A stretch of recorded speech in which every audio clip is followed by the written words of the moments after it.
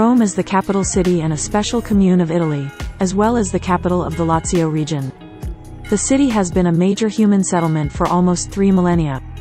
With 2,860,009 residents in 1,285 kilometers, it is also the country's most populated commune. It is the third most populous city in the European Union by population within city limits. It is the center of the metropolitan city of Rome, which has a population of 4,355,725 residents, thus making it the most populous metropolitan city in Italy. Its metropolitan area is the third most populous within Italy. Rome is located in the central western portion of the Italian peninsula, within Lazio, along the shores of the Tiber. Vatican City is an independent country inside the city boundaries of Rome, the only existing example of a country within a city. For this reason, Rome has sometimes been defined as the capital of two states. Rome's history spans 28 centuries.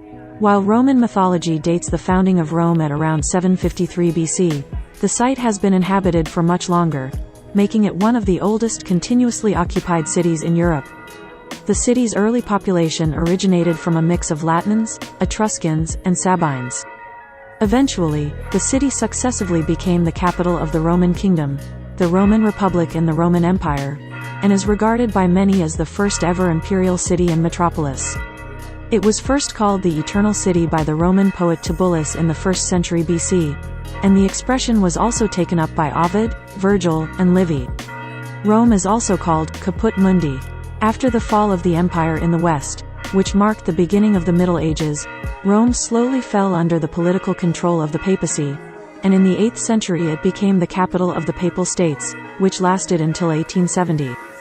Beginning with the Renaissance, almost all popes since Nicholas V pursued a coherent architectural and urban program over 400 years, aimed at making the city the artistic and cultural center of the world. In this way, Rome became first one of the major centers of the Renaissance, and then the birthplace of both the Baroque style and Neoclassicism.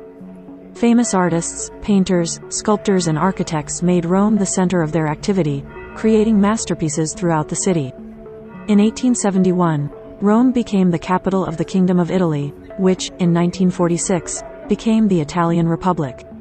In 2019, Rome was the 11th most visited city in the world with 10.1 million tourists, the third most visited in the European Union, and the most popular tourist destination in Italy. Its historic center is listed by UNESCO as a World Heritage Site. The host city for the 1960 Summer Olympics, Rome is also the seat of several specialized agencies of the United Nations, such as the Food and Agriculture Organization, the World Food Programme and the International Fund for Agricultural Development. The city also hosts the Secretariat of the Parliamentary Assembly of the Union for the Mediterranean, as well as the headquarters of many international business companies such as Eni, Enel, TIM, Leonardo S.p.A., and national and international banks such as UniCredit and BNL. Rome's Ur business district is the home of many companies involved in the oil industry, the pharmaceutical industry, and financial services. The presence of renowned international brands in the city have made Rome an important center of fashion and design, and the Cinecittà studios have been the set of many Academy Award-winning movies. Etymology. According to the founding myth of the city by the ancient Romans themselves, the long-held tradition of the origin of the name Roma is believed to have come from the city's founder and first king, Romulus. However, it is a possibility that the name Romulus was actually derived from Rome itself.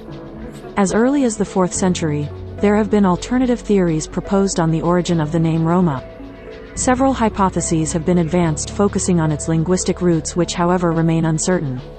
From Rumen or Rumen, archaic name of the Tiber, which in turn is supposedly related to the Greek verb reo, to flow, stream, and the Latin verb ruo, to hurry, rush.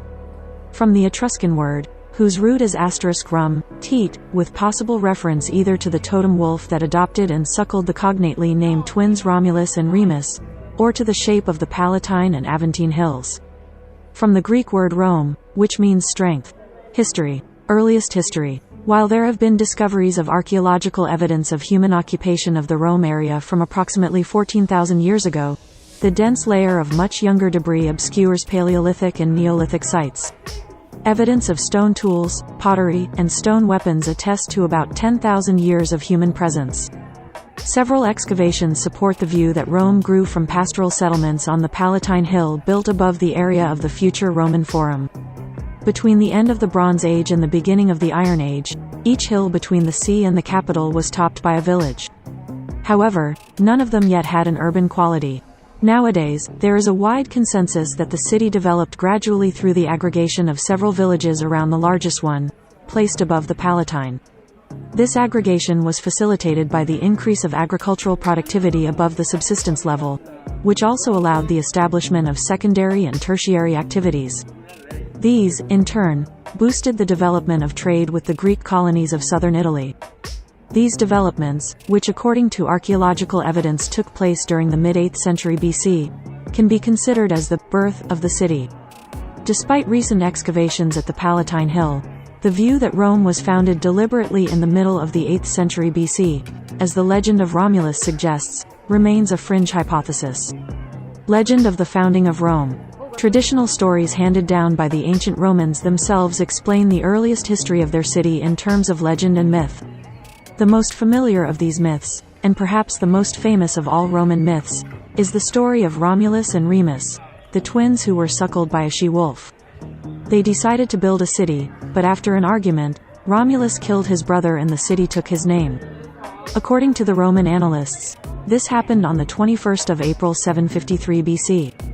This legend had to be reconciled with a dual tradition, set earlier in time, that had the Trojan refugee Aeneas escape to Italy and found the line of Romans through his son Iulus, the namesake of the Julio-Claudian dynasty. This was accomplished by the Roman poet Virgil in the 1st century BC. In addition, Strabo mentions an older story, that the city was an Arcadian colony founded by Evander. Strabo also writes that Lucius Caelius Antipater believed that Rome was founded by Greeks. Monarchy and Republic. After the foundation by Romulus according to legend, Rome was ruled for a period of 244 years by a monarchical system, initially with sovereigns of Latin and Sabine origin, later by Etruscan kings. The tradition handed down 7 kings: Romulus, Numa Pompilius, Tullus Hostilius, Ancus Marcius, Tarquinius Priscus, Servius Tullius and Lucius Tarquinius Superbus. In 509 BC, the Romans expelled the last king from their city and established an oligarchic republic. Rome then began a period characterized by internal struggles between patricians and plebeians, and by constant warfare against the populations of central Italy: Etruscans, Latins, Volsci, Aequi, and Marsi. After becoming master of Latium, Rome led several wars whose result was the conquest of the Italian peninsula, from the central area up to Magna Graecia. The 3rd and 2nd century BC saw the establishment of Roman hegemony over the Mediterranean and the Balkans, through the 3 Punic Wars fought against the city of Carthage and the 3 Macedonian Wars against Macedonia. The first Roman provinces were established at this time: Sicily, Sardinia and Corsica, Hispania, Macedonia, Achaia and Africa. From the beginning of the 2nd century BC, power was contested between 2 groups of aristocrats: the Optimates, representing the conservative part of the Senate, and the Populares, which relied on the help of the plebs to gain power. In the same period, the bankruptcy of the small farmers and the establishment of large slave estates caused large-scale migration to the city. The continuous warfare led to the establishment of a professional army, which turned out to be more loyal to its generals than to the Republic. Because of this, in the second half of the 2nd century and during the 1st century BC there were conflicts both abroad and internally. After the failed attempt of social reform of the Populares Tiberius and Gaius Gracchus, and the war against Jugurtha, there was a first civil war between Gaius Marius and Sulla. A major slave revolt under Spartacus followed, and then the establishment of the first triumvirate with Caesar, Pompey and Crassus. The conquest of Gaul made Caesar immensely powerful and popular, which led to a second civil war against the Senate and Pompey. After his victory, Caesar established himself as dictator for life. His assassination led to a second triumvirate among Octavian, Mark Antony and Lepidus, and to another civil war between Octavian and Antony. Empire. In 27 BC, Octavian became Princeps Civitatis and took the title of Augustus, founding the Principate, a diarchy between the Princeps and the Senate. During the reign of Nero, 2/3 of the city was ruined after the Great Fire of Rome, and the persecution of Christians commenced. Rome was established as a de facto empire, which reached its greatest expansion in the 2nd century under the Emperor Trajan.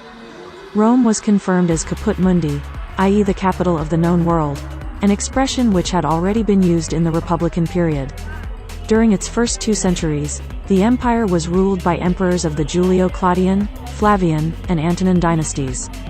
This time was also characterized by the spread of the Christian religion, preached by Jesus Christ in Judea in the first half of the 1st century and popularized by his apostles through the empire and beyond. The Antonine Age is considered the apogee of the empire, whose territory ranged from the Atlantic Ocean to the Euphrates and from Britain to Egypt. After the end of the Severan dynasty in 235, the empire entered into a 50-year period known as the Crisis of the 3rd century, during which there were numerous putsches by generals, who sought to secure the region of the empire they were entrusted with due to the weakness of central authority in Rome. There was the so-called Gallic Empire from 260 to 274 and the revolts of Zenobia and her father from the mid-260s, which sought to fend off Persian incursions. Some regions, Britain, Spain, and North Africa, were hardly affected. Instability caused economic deterioration, and there was a rapid rise in inflation as the government debased the currency in order to meet expenses. The Germanic tribes along the Rhine and north of the Balkans made serious, uncoordinated incursions from the 250s to 280s that were more like giant raiding parties rather than attempts to settle. The Persian Empire invaded from the east several times during the 230s to 260s but were eventually defeated. Emperor Diocletian undertook the restoration of the state. He ended the Principate and introduced the Tetrarchy, which sought to increase state power. The most marked feature was the unprecedented intervention of the state down to the city level. Whereas the state had submitted a tax demand to a city and allowed it to allocate the charges, from his reign the state did this down to the village level. In a vain attempt to control inflation, he imposed price controls which did not last. He or Constantine regionalized the administration of the empire, which fundamentally changed the way it was governed by creating regional dioceses. The existence of regional fiscal units from 286 served as the model for this unprecedented innovation. The emperor quickened the process of removing military command from governors. Henceforth, civilian administration and military command would be separate. He gave governors more fiscal duties and placed them in charge of the army logistical support system as an attempt to control it by removing the support system from its control. Diocletian ruled the eastern half, residing in Nicomedia. In 296, he elevated Maximian to Augustus of the western half, where he ruled mostly from Mediolanum when not on the move. In 292, he created 2 junior emperors, the Caesars, one for each Augustus, Constantius for Britain, Gaul, and Spain, whose seat of power was in Trier, and Licinius in Sirmium in the Balkans. The appointment of a Caesar was not unknown. Diocletian tried to turn into a system of non-dynastic succession. Upon abdication in 305, the Caesars succeeded and they, in turn, appointed 2 colleagues for themselves. After the abdication of Diocletian and Maximian in 305 and a series of civil wars between rival claimants to imperial power, during the years 306 to 313, the Tetrarchy was abandoned. Constantine the Great undertook a major reform of the bureaucracy, not by changing the structure but by rationalizing the competencies of the several ministries during the years 325 to 330, after he defeated Licinius, emperor in the east, at the end of 324. The so-called Edict of Milan of 313, actually a fragment of a letter from Licinius to the governors of the eastern provinces, granted freedom of worship to everyone, including Christians, and ordered the restoration of confiscated church properties upon petition to the newly created vicars of dioceses. He funded the building of several churches and allowed clergy to act as arbitrators in civil suits. He transformed the town of Byzantium into his new residence, which, however, was not officially anything more than an imperial residence like Milan or Trier or Nicomedia until given a city prefect in May 359 by Constantius II, Constantinople. Christianity in the form of the Nicene Creed became the official religion of the empire in 380, via the Edict of Thessalonica issued in the name of 3 emperors, Gratian, Valentinian II, and Theodosius I, with Theodosius clearly the driving force behind it. He was the last emperor of a unified empire. After his death in 395, his sons, Arcadius and Honorius, divided the empire into a western and an eastern part. The seat of government in the Western Roman Empire was transferred to Ravenna after the siege of Milan in 402. During the 5th century, the emperors from the 430s mostly resided in the capital city, Rome. Rome, which had lost its central role in the administration of the empire, was sacked in 410 by the Visigoths led by Alaric I, but very little physical damage was done, most of which were repaired. What could not be so easily replaced were portable items such as artwork in precious metals and items for domestic use. The popes embellished the city with large basilicas, such as Santa Maria Maggiore. The population of the city had fallen from 800,000 to 450–500,000 by the time the city was sacked in 455 by Genseric, king of the Vandals. The weak emperors of the 5th century could not stop the decay, leading to the deposition of Romulus Augustus on the 22nd of August 476, which marked the end of the Western Roman Empire and, for many historians, the beginning of the Middle Ages. The decline of the city's population was caused by the loss of grain shipments from North Africa, from 440 onward, and the unwillingness of the senatorial class to maintain donations to support a population that was too large for the resources available. Even so, strenuous efforts were made to maintain the monumental center, the Palatine, and the largest baths, which continued to function until the Gothic siege of 537. The large baths of Constantine on the Quirinale were even repaired in 443, and the extent of the damage exaggerated and dramatized. However, the city gave an appearance overall of shabbiness and decay because of the large abandoned areas due to population decline. The population declined to 500,000 by 452 and 100,000 by 500 AD. After the Gothic siege of 537, the population dropped to 30,000 but had risen to 90,000 by the papacy of Gregory the Great. The population decline coincided with the general collapse of urban life in the West in the 5th and 6th centuries, with few exceptions. Subsidized state grain distributions to the poorer members of society continued right through the 6th century and probably prevented the population from falling further. The figure of 450,000 to 500,000 is based on the amount of pork, 3,629,000 pounds, distributed to poorer Romans during 5 winter months at the rate of 5 Roman lbs per person per month, enough for 145,000 persons or 1/4 or 1/3 of the total population. Grain distribution to 80,000 ticket holders at the same time suggests 400,000. Middle Ages. The Bishop of Rome, called the Pope, was important since the early days of Christianity because of the martyrdom of both the apostles Peter and Paul there. The bishops of Rome were also seen as the successors of Peter, who is considered the first bishop of Rome. The city thus became of increasing importance as the center of the Catholic Church. After the fall of the Western Roman Empire in 476 AD, Rome was first under the control of Odoacer and then became part of the Ostrogothic kingdom before returning to East Roman control after the Gothic War, which devastated the city in 546 and 550. Its population declined from more than 1 million in 210 AD to 500,000 in 273 to 35,000 after the Gothic War, reducing the sprawling city to groups of inhabited buildings interspersed among large areas of ruins, vegetation, vineyards and market gardens. It is generally thought the population of the city until 300 AD was 1 million, declining to 750–800,000 in 400 AD, 450–500,000 in 450 AD and down to 80–100,000 in 500 AD. After the Lombard invasion of Italy, the city remained nominally Byzantine, but in reality, the popes pursued a policy of equilibrium between the Byzantines, the Franks, and the Lombards. In 729, the Lombard king Liutprand donated the North Latium town of Sutri to the church, starting its temporal power. In 756, Pepin the Short, after having defeated the Lombards, gave the Pope temporal jurisdiction over the Roman Duchy and the Exarchate of Ravenna, thus creating the Papal States. Since this period, 3 powers tried to rule the city: the Pope, the nobility, and the Frankish king, as king of the Lombards, patricius, and emperor.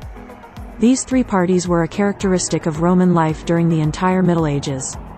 On Christmas night of 800, Charlemagne was crowned in Rome as Emperor of the Holy Roman Empire by Pope Leo III. On that occasion, the city hosted for the first time the 2 powers whose struggle for control was to be a constant of the Middle Ages. In 846, Muslim Arabs unsuccessfully stormed the city's walls, but managed to loot St. Peter's and St. Paul's Basilica, both outside the city wall. After the decay of Carolingian power, Rome fell prey to feudal chaos. Several noble families fought against the Pope, the Emperor, and each other. These were the times of Theodora and her daughter Marozia, concubines and mothers of several popes, and of Crescentius, a powerful feudal lord, who fought against the emperors Otto II and Otto III. The scandals of this period forced the papacy to reform itself. The election of the pope was reserved to the cardinals, and reform of the clergy was attempted. The driving force behind this renewal was the monk Ildebrando da Soana, who once elected pope under the name of Gregory VII became involved into the investiture controversy against Emperor Henry IV. Subsequently, Rome was sacked and burned by the Normans under Robert Guiscard, who had entered the city in support of the Pope, then besieged in Castel Sant'Angelo. During this period, the city was autonomously ruled by a senatore or patrizio. In the 12th century, this administration, like other European cities, evolved into the commune, a new form of social organization controlled by the new wealthy classes. Pope Lucius II fought against the Roman commune, and the struggle was continued by his successor Pope Eugenius III. By this stage, the commune, allied with the aristocracy, was supported by Arnaldo da Brescia, a monk who was a religious and social reformer. After the Pope's death, Arnaldo was taken prisoner by Adrianus IV, which marked the end of the commune's autonomy. Under Pope Innocent III, whose reign marked the apogee of the papacy, the commune liquidated the Senate, and replaced it with a senatore, who was subject to the Pope.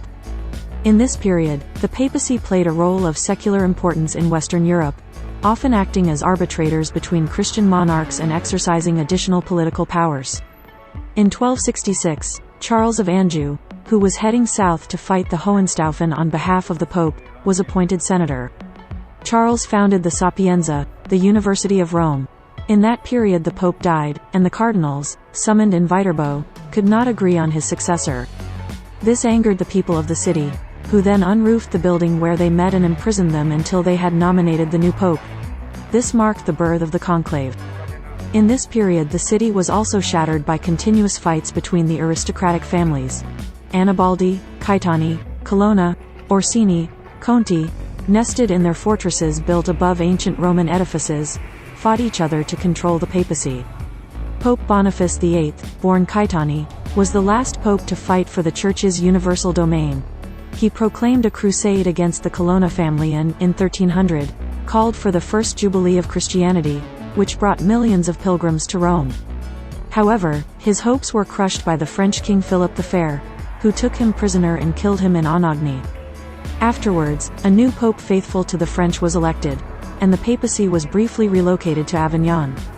During this period Rome was neglected, until a plebeian man, Cola di Rienzo, came to power. An idealist and a lover of ancient Rome, Cola dreamed about a rebirth of the Roman Empire. After assuming power with the title of tribuno, his reforms were rejected by the populace. Forced to flee, Cola returned as part of the entourage of Cardinal Albornoz, who was charged with restoring the Church's power in Italy. Back in power for a short time, Cola was soon lynched by the populace, and Albornoz took possession of the city. In 1377, Rome became the seat of the papacy again under Gregory XI. The return of the Pope to Rome in that year unleashed the Western Schism, and for the next 40 years, the city was affected by the divisions which rocked the Church.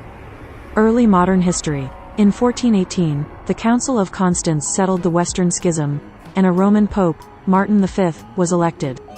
This brought to Rome a century of internal peace, which marked the beginning of the Renaissance.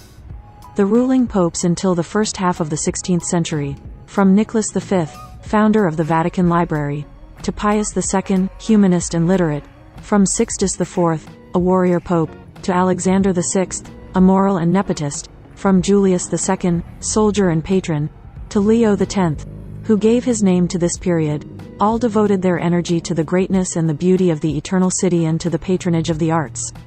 During those years, the center of the Italian Renaissance moved to Rome from Florence.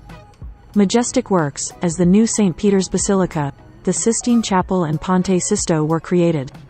To accomplish that, the popes engaged the best artists of the time, including Michelangelo, Perugino, Raphael, Ghirlandaio, Luca Signorelli, Botticelli, and Cosimo Rosselli.